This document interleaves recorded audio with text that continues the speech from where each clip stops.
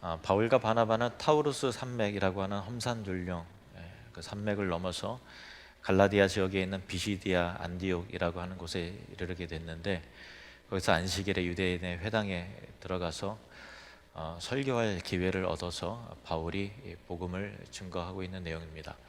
바울은 이스라엘 역사 속에서 하나님께서 어떻게 그들을 인도하셨고, 그리고 장차 올 구원자 그리스도에 대한 약속을 예수 그리스도를 통해서, 예수님을 통해서 어떻게 성취하셨는가에 대한 내용을 설교하고 있는데, 오늘 본문은 그 내용 가운데 하나입니다. 바울은 이스라엘의 지도자들이 예수님에 대해서 죽일 죄를 찾지 못했지만은 빌라도 총독에게 찾아가서 그를 죽여달라고 요청하여 결국 예수님을 십자가에 매달아 죽였는데, 이 모든 것이 그에 대한 성경의 기록대로 다 응한 것이다 라고는 응한 것임을 강조하는 것입니다. 29절 말씀입니다. 성경의 글을 가리켜 기록한 말씀을 다 응하게 한 것이라. 후에 나무에서 내려다가 무덤에 두었으나. 여기에서 주목할 부분은 바울이 예수님은 십자가에서 내렸다라고 하지 않고요, 나무에서 내려다가 무덤에 두었다 이렇게 말하고 있습니다.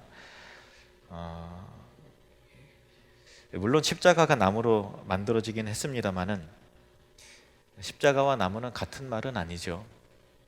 십자가는 당시 사형수에게 사형을 집행하는 죽음의 형틀이었지만 나무 자체는 죽음의 형틀이 아니었습니다. 그런데도 본문에서 바울은 십자가 위에서 죽으신 예수님의 시신을 십자가에서 내려 무덤에 안치했다라고 말하지 않고 나무에서 내렸다라고 증언하고 있는데, 이것은 바울이 의도적으로 예수님이 십자가에 달린 이 사건이 모세오경의 율법과 예언의 성취임을 율법을 잘 알고 있는 유대인들에게 그 회당 가운데서 그 성취가 이루어졌음을 깨닫게 하려는 의도였던 것입니다. 신명기 21장 23절 말씀, 신명기 21장 23절에 보시면, 그 시체를 나무 위에 밤새도록 두지 말고 그날에 장사하여 내 하나님 여호와께서 내게 기업으로 주시는 땅을 더럽히지 말라. 나무에 달린 자는 하나님께 저주를 받았음이니라.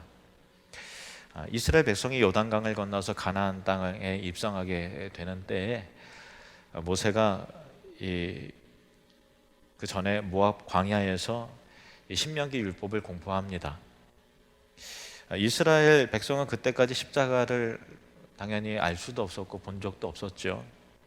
그들은 단지 어떤 형태의 나무이든 나무에 매달려 죽은 사람은 모두 하나님의 저주를 받은 사람이라는 율법을 받았고, 대를 이어가면서 나무에 달린 자는 하나님께 저주를 받은 사람이다 라고 하는 것을 그렇게 알고 대대로 그렇게 살아왔던 것입니다.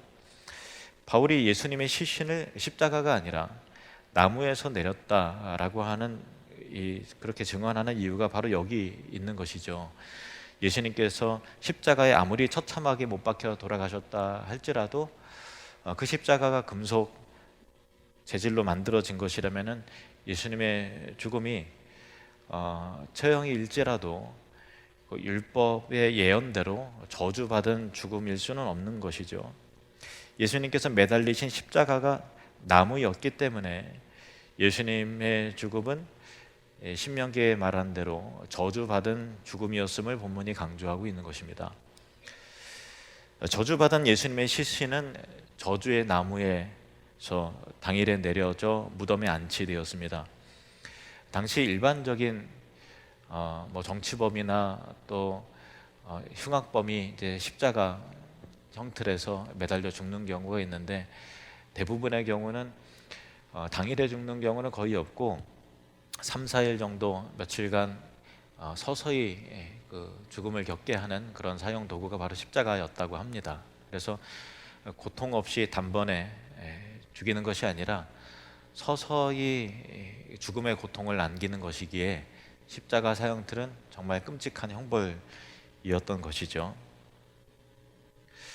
그러나 예수님이 십자가에 달리신 이날은 다음 날이 안식일이었기 때문에 유대교 종교 지도자들은 예수님을 그대로 둘 수 없어서 자연스럽게 며칠 동안 죽도록 하지 않고 예수님의 다리를 꺾어서 부러뜨려 죽이도록 요청했지만, 예수님이 십자가에 못 박히신 후 6시간 만인 약 오후 3시에 숨을 거두셨는데, 이 말을 들은 총독 빌라도가 벌써 죽었느냐며 깜짝 놀랄 만큼 예수님의 운명은 빠른 것이었습니다. 그만큼 예수님은 약해져 계셨고, 그만큼 예수님의 채찍은 가혹했으며, 또 흘리신 피는 그 양이 엄청났다라는 것을 알 수 있는 것이죠.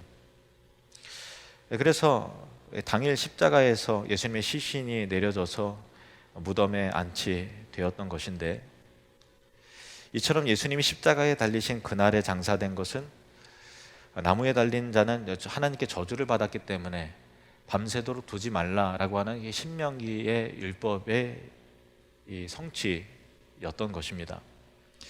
바울이 전한 이 설교는 아시는 바와 같이 갈라디아 지역의 비시디아 안디옥 유대인 회당에서 하는 설교인데요, 이들 가운데서 많은 사람들이 복음을 듣고 예수님을 믿게 되었지요. 그리고 이들을 향한 이 편지인 갈라디아서에서 보면은 이 나무의 의미에 대해서 재언급함을 보게 됩니다. 갈라디아서 3장 13절 말씀, 그리스도께서 우리를 위하여 저주를 받은 바 되사 율법의 저주에서 우리를 속량하셨으니 기록된 바, 신명기에 기록된 바 그겁니다.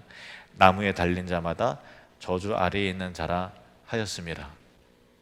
그러니까 갈라디아 성도들에게, 지금 비시디아 안디옥의 유대인 회당에서 지금 복음을 듣고 있는 그 사람들 가운데 일부가 포함된 대상이겠죠. 그들에게 이렇게 강조하는 내용인데, 그러니까 예수님의 죽음은 유대교 지도자들을 비롯해서 예수님을 죽음에 몰아넣은 인간들로부터 저주받은 죽음이고, 또 동시에 죄인을 대신한 죽음이었기 때문에 죄인은 하나님, 거룩하신 하나님 앞에서 반드시 심판받고 저주받아 죽어야 한다는 율법대로 하나님으로부터 저주받은 죽음이었던 것입니다. 그래서 하나님과 인간으로부터 양쪽으로 동시에 저주의 형벌을 받고 저주의 나무에서 못 박혀 돌아가신 예수님의 죽음은 그보다 더 저주받은 죽음이 있을 수 없다라고 할 정도로 정말 엄청난 저주의 형벌이었던 것입니다. 바울은 예수님에게 임한 모든 저주가 우리를 위하여 대신 저주를 받으신 것이라 증언하고 있는 것인데요, 하나님께서는 우리 인간을 향한 진노와 저주를 그의 아들에게로 옮겨 대신 쏟으심으로 우리를 모든 율법의 저주에서 속량하시고, 또 죄와 사망의 저주에서 구원해 내시사 우리가 하나님께로부터 영원히 용납될 수 있게 하셨던 것입니다. 우리가 사랑하는 자녀나 배우자를 위해서 대신 죽으라면 죽을 수 있는 사람은 있을 것입니다. 그러나 예수님께서 우리를 대신하여 죽으신 이 죽음은 단지 우리가 생각하는 죽음 정도가 아니라 모든 사람의 죄의 저주를 대신 짊어지시는 죽음이셨고, 모든 사람들로부터 비난과 야유와 조롱과 정죄의 저주를 받는 죽음이었으며, 무엇보다도 거룩하신 하나님 아버지로부터 진노와 외면과 저주를 받아야 하는 그 자리는 우리가 감히 상상할 수 없는 고독과 절대적 고립의 형벌이었던 것입니다. 누가복음 23장 44절에 보면은 때가 제6시쯤 되어 해가 빛을 잃고 온 땅에 어둠이 임하여 제9시까지 계속하며, 예수님이 십자가에 달리시던 그날 제6시, 즉 정오부터 제9시, 우리 시각으로는 오후 3시까지 해가 빛을 잃고 온 땅에 어둠이 임했는데요, 대낮에 가장 밝아야 할 그날에 해가 빛을 잃어서 깜깜해졌다는 거예요. 그것은 그 당시에 모든 사람들이 다 경험했던 기이한 일이었는데, 신학자들은 이것을 하나님이 그 아들을 외면하신 것이었다라고 말하고 있습니다. 이처럼 하나님은 그의 아들을 냉정히 외면하셨고, 하나님의 아들이신 예수님은 하나님과의 관계의 단절이라는 공포와 엄청난 고립과 고통과 저주를 홀로 담당하고 계셨던 것이었습니다. 그래서 끝내 엘리 엘리 라마 사박다니, 나의 하나님 어찌하여 나를 버리셨나이까 하고 절규하셨던 것이죠. 이 모든 저주는 누구를 위한 것이었는가 하면 우리를 위한 것이었습니다. 우리가 타락하여 생명 대신 하나님과 영원히 분리되는 단절을 겪는 죽음이, 그 사형이 선고되었지만, 예수님께서 나무에 달려 저주받은 자와 같이 우리를 대신하여 죽으심으로 저와 여러분을 모든 죄와 저주와 심판으로부터 구원해 내신 것이었습니다. 예수님은 우리를 대신하여 저주를 받으사 나무 위에 높이 들리기 위해서 이 땅에 오셨습니다. 그리고 예수님은 자신이 가야 할 길, 짊어져야 할 그 사명을 명확하게 잘 이해하고 계셨기 때문에 공생의 기간에 찾아온 니고데모와의 대화 속에서 이렇게 예고하셨던 것입니다. 요한복음 3장 14절 15절 말씀, 모세가 광야에서 뱀을 든 것 같이 인자도 들려야 하리니 이는 그를 믿는 자마다 영생을 얻게 하려 하심이니라. 아멘. 광야에서 이스라엘 백성들이 범죄해서 불뱀에 물려서 고통 가운데 죽게 된 상황이었는데, 하나님은 모세를 명하사 그들을 살려낼, 다시 회복시킬 방책으로 놋뱀을 나무에 매달아 높이 들면 그것을 본 자들이 죽지 않고 살아나게 될 것이라 하셨습니다. 근데 왜 하필 뱀인가? 라고 할 때 뱀은 죄의 원흉이며 저주의 상징이죠. 그래서 뱀에 물려 죽게 되었다라고 하는 것은 이스라엘 백성들이 죄에 물려 죽게 되었다, 즉 우리 인간의 실존, 뱀에 물려, 죄에 물려 죽게 된 우리 인간의 운명을 보여주는 사건이었던 것입니다. 그런데 인간을 죽게 만든 뱀을, 그 죄를 나무 장대에 매단다는 것은 죄가 하나님의 심판과 저주를 받아 죽게 되었다, 죽었다라는 것을 의미하는 것입니다. 이처럼 예수님이 우리를 대신하여 저주받은 자가 되어 저주의 나무 위에 달려 죽게 되면 죄에 대한 하나님의 심판이 성취되고 이루어진 것이므로 그를 믿는 자들의 구원이 이루어진다는 약속이셨던 것입니다. 광야에서 장대, 곧 나무 위에 달린 저주의 상징을 볼 때 이스라엘 백성들이 죽음 가운데서 살아나게 되었듯이 우리를, 또 우리의 죄를 대신하여 저주를 받은 자가 되어 저주의 나무 위에 달리신 예수님을 바라보고 믿는 자는 다시 생명을, 영생을 얻게 되는 것입니다. 그렇다면 우리가 저주의 나무에 달리신 예수님을 믿고 살아남을 얻게 되는 그 뚜렷한 증거는 무엇이겠습니까? 그것은 예수님의 부활입니다. 30절 말씀, 본문 30절입니다. 하나님이 죽은 자 가운데서 그를 살리신지라. 제가 한 번 더 읽겠습니다. 하나님이 죽은 자 가운데서 그를 살리신지라. 예수님의 부활은 저주의 나무 위에 달리신 예수님을 믿는 자를 다시 살리신다라고 하는 분명한 증거였던 것입니다. 그래서 예수님의 부활을 통해 우리도 다시 사는구나, 우리도 부활하는구나, 영생은 확실한 것이구나 라고 알게 된다는 것입니다. 로마서 6장 4절 5절 말씀입니다. 그러므로 우리가 그의 죽으심과 합하여 세례를 받음으로 그와 함께 장사되었나니 이는 아버지의 영광으로 말미암아 그리스도를 죽은 자 가운데서 살리심과 같이 우리를 또한 새 생명 가운데서 행하게 하려 함이라. 만일 우리가 그의 죽으심과 같은 모양으로 연합한 자가 되었으면 또한 그의 부활과 같은 모양으로 연합한 자도 되리라. 아멘. 그렇다면 예수님이 죽음 가운데 다시 살아나셨다는 것이 정말인지 아닌지 어떻게 알 수 있을까요? 예수님은 부활하신 후에 갈릴리로부터 예수님과 함께한 제자들에게 또 여러 성도들에게 친히 나타남으로 부활체의 몸을 보이셨습니다. 그리고 그들이 예수님의 부활의 증인이 되었습니다. 바울이 이것을 말하고 있는 것입니다. 본문 31절 그리고 32절 말씀. 갈릴리로부터 예루살렘에 함께 올라간 사람들에게 열한 날 보이셨으니 부활하신 예수님께서 나타나 보이셨다라는 것입니다. 그들이 이제 백성 앞에서 그의 증인이라. 우리도 조상들에게 주신 약속을 너희에게 전파하노니. 바울이 비시디아 안디옥에서 이 복음을 전하는 당시에 여전히 그 증인들인 사도들 가운데 요한의 형제 야고보를 제외하고는 전부가 다 살아 있었고, 바울도 다메섹 도상에서 부활하신 주님을 만나서 극적으로 변화가 되어서 예수님을 핍박하는 자에서 이제는 예수님을 따르고 예수님의 십자가와 부활을 증거하고 전하는 복음의 사람이 되었던 것입니다.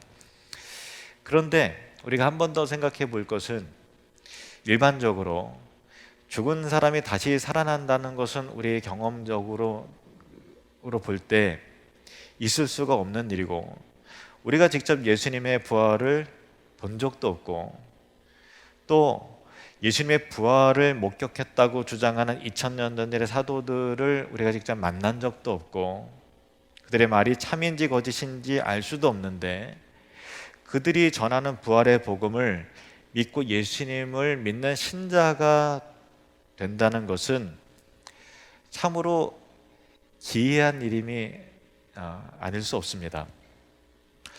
우리가 신앙을 갖는 것은 논리와 이성과 경험을 배제하는 것은 아니지만, 신앙이란 충분히 이성적으로 내가 이해되어졌기 때문에 믿는 것이 아니라 하나님의 은혜 가운데 그냥 믿어지는 것입니다. 여기 있는 저나 여러분이나 아무 말이나 다 믿는 순진하기도 하고 어리석은 사람들은 분명히 아닐 것입니다. 이성과 논리가 없는 사람들은 더더욱 아닐 것입니다. 그러면 왜 믿습니까? 우리는 예수님을 왜 믿습니까? 2000년 동안 이 땅에 살았고 또 그 신앙을 믿고 이어온 수많은 성도들은 예수님의 부활을 왜, 어떻게, 무슨 근거로 믿고 따르느냐 하는 것입니다. 이 질문에 대한 답은 의외로 간단합니다. 바울의 설교에서 그 답을 찾는다면 바로 이것입니다. 본문 26절 말씀 보시면, 형제들아, 아브라함의 후손과 너희 중 하나님을 경외하는 사람들아, 이 구원의 말씀을 우리에게 보내셨거늘. 앞서서 바울은 예수님을 구원의 말씀으로 말씀이라고 증언합니다. 이 땅에 보내신, 하나님께서 보내신 하나님의 말씀, 구원의 말씀이 곧 예수님이신 것이죠. 다시 말하면 예수님은 곧 하나님의 말씀이신 것입니다. 하나님은 그 자체가 영원한 말씀이시고 말씀으로 이 세상을 창조하셨습니다. 하나님이 빛이 있으라 하시니 빛이 있었고 라고 하는 것이 우리가 성경을 펼칠 때 제일 접하는 것이죠. 하나님의 말씀은 창조의 능력이시며 영원한 생명이시며 또 진리입니다. 이 말씀이 육신을 입고 이 땅 가운데 오신 분이 예수님입니다. 그래서 육신을 입고 이 땅에 오신 하나님의 말씀이 예수님이시라는 것이죠. 그래서 예수님이 저주의 나무에 달려 죽으셨지만 죽지 않고 다시 살아나신 이유는 의외로 너무나도 간단합니다. 그것은 예수님은 하나님의 말씀이시며 하나님의 말씀은 죽지 않는 영원한 말씀이시기 때문에 그런 것입니다. 이사야 40장 8절 말씀입니다. 풀은 마르고 꽃은 시드나 우리 하나님의 말씀은 영원히 서리라 하라. 풀은 마르고 꽃은 시드나 이 땅에 오신 하나님의 말씀 예수 그리스도는 영원히 서리라 라고 읽어도 되는 본문입니다. 우리가 예수님의 부활을 믿는 이유는 부활이라고 하는 현상을 이해하고 납득했기 때문이 아닙니다. 하나님의 말씀은 생명이기 때문에 죽음이 그를 당연히 이길 수가 없고, 하나님의 말씀 그 자체가 영원한 생명과 권위와 권세를 갖고 있기 때문에 그 말씀 자체를 우리가 믿고 신뢰하기 때문에 부활을 믿는 것입니다. 예수님을 본 적도 없고 부활을 목격한 적도 없는 수많은 사람들이 하나님의 말씀에 의해 예수님의 부활의 복음을 믿고 전파하는 자들이 되는 것은 하나님의 말씀 그 자체가 영원토록 살아있는 생명과 진리이기 때문입니다. 베드로전서 1장 23절 말씀 함께 읽겠습니다. 너희가 거듭난 것은 썩어질 씨로 된 것이 아니요 썩지 아니할 씨로 된 것이니 살아있고 항상 있는 하나님의 말씀으로 되었느니라. 아멘. 요한복음 20장 29절 말씀 같이 읽겠습니다. 예수께서 이르시되 너는 나를 본고로 믿느냐 보지 못하고 믿는 자들은 복되도다 하시니라. 아멘. 보지 못하고 믿는 자들은 복되도다. 예수님을 보지 않고도 믿는 이 믿음을 우리 모두가 갖게 되시기를 축복합니다. 하나님의 말씀이 하나님의 말씀이기 때문에 믿는 축복, 거듭남의 축복이 저와 여러분 모두에게 있기를 축원합니다. 기도하겠습니다.